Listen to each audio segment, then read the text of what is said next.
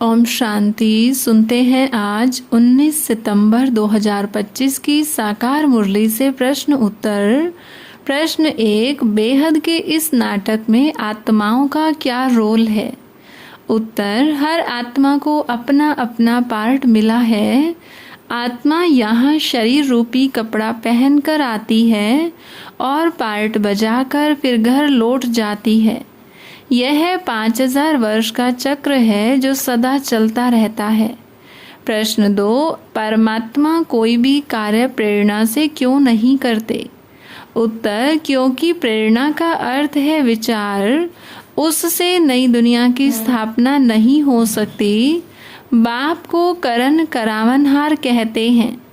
वे बच्चों से कर्मेंद्रियों द्वारा कार्य कराते हैं, इसलिए उन्हें शरीर का आधार लेना पड़ता है।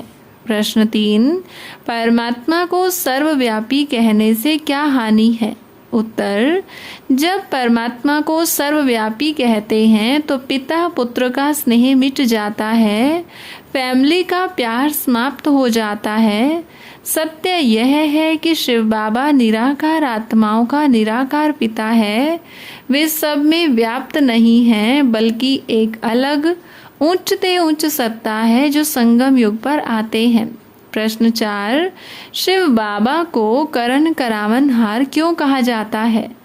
उत्तर, क्योंकि वे खुद हाथ पांव से कुछ नहीं करते।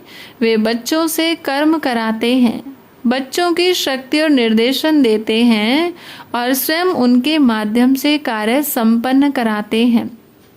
शरीर के बिना तो परमात्मा भी कार्य नहीं कर सकते।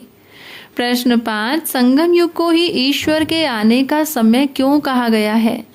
उत्तर, संगम युग पुरानी और नई दुनिया का संगम है। इसी समय विनाश और स्थापना का कार्य होता है। परमात्मा आकर गीता का ज्ञान सुनाते हैं, योग सिखाते हैं और आत्माओं को पावन बनाते हैं। इसलिए उनका अवतरण सिर्फ संगम युग पर ही होता है। प्रश्न 6, शिव जयंती के साथ गीता जयंती क्यों कही जाती है? उत्तर, जब शिव बाबा आते हैं तो उनका अवतरण शिव जयंती कहलाता है, परंतु साथ ही वे ज्ञान भी सुनाते हैं जो गीता का सच्चा ज्ञान है। इसलिए शिव जयंती को ही गीता जयंती भी कहा जाता है। प्रश्न 7, लक्ष्मी नारायण और राम सीता का राज्य कितना समय चलता है? उत्तर, लक्ष्मी नारायण का राज्य सतयुग में और राम सीता का राज्य त्रेता युग में चलता है।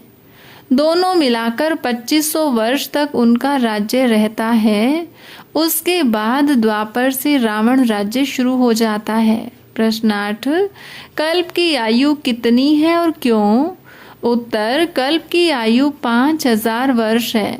इसका आधा भाग देवताओं का राज्य सतयुग और त्रेता और आधा भाग रावण राज्य द्वापर और कलयुग रहता है।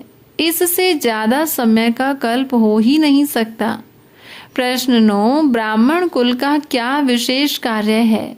उत्तर, संगम युग पर ब्रह्मा मुख वंशावली ब्राह्मण कुल बनता है। यह अलौकिक परिवार है। ब्राह्मण ही ईश्वरीय ज्ञान सुनकर देवता बनने की शिक्षा पाते हैं। ब्राह्मण कुल बहुत थोड़े समय के लिए रहता है, लेकिन यही आत्माएं आगे देवता कुल में परिवर्तित हो जाती हैं। प्रश्न 10, मनुष्य को किस मत पर चलना चाहिए? उत्तर, केवल ईश्वरीय मत पर। आसुरी मतें मनुष्य को नीचे ले जाती हैं, जबकि ईश्वरीय मत चढ़ती कला में ले जाती है। बाबा की श्रीमत ही आत्मा को 21 जन्मों के लिए श्रेष्ठ बनाती है। प्रश्न 11, इस अंतिम जन्म का महत्व क्या है? उत्तर, यह अंतिम जन्म बहुत ही वैल्यूबल है। इसी जन्म में हम पुराना शरीर लेकर बाबा की पढ़ाई पाते हैं, पवित्र बनते हैं और देवता बनने की तैयारी करते हैं। इस जन्म में आत्मा वर्थ पाउंड बनती है। प्रश्न 12, याद की यात्रा क्यों मुख्य है? उत्तर, क्योंकि योग से ही आत्मा पतित से पावन बनती है। इसी याद की यात्रा को भारत का प्राचीन योग कहा गया है।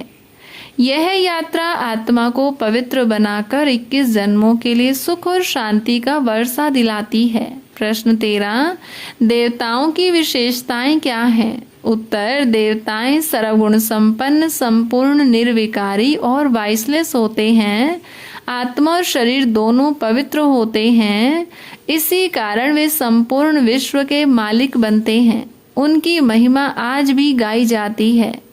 प्रश्न 14, ईश्वर की श्रीमत और आसुरी मत में क्या फर्क है? उत्तर, श्रीमत मनुष्य को उच्च बनाती है, चढ़ती कला में ले जाती है, जबकि आसुरी मत मनुष्य को नीच और दुखी बना देती है। श्रीमत देने वाला एक बाप है और आसुरी मतें अनेक स्रोतों से मिलती हैं। प्रश्न 15, समय का सही उपयोग कैसे करें? उत्तर, समय अमूल्य खजाना है। इसे व्यर्थ गंवाने के बजाय तुरंत सही निर्णय लेकर श्रेष्ठ कर्मों में लगाना चाहिए, तभी जीवन सफल बनेगा और उच्च पद प्राप्त होगा। हर रोज की मुरली से प्रश्न उत्तर सुनने के लिए चैनल को सब्सक्राइब करें और बेल आइकन जरूर दबाएं। वीडियो को नए भाई बहनों के साथ शेयर जरूर करें। ओम शांति।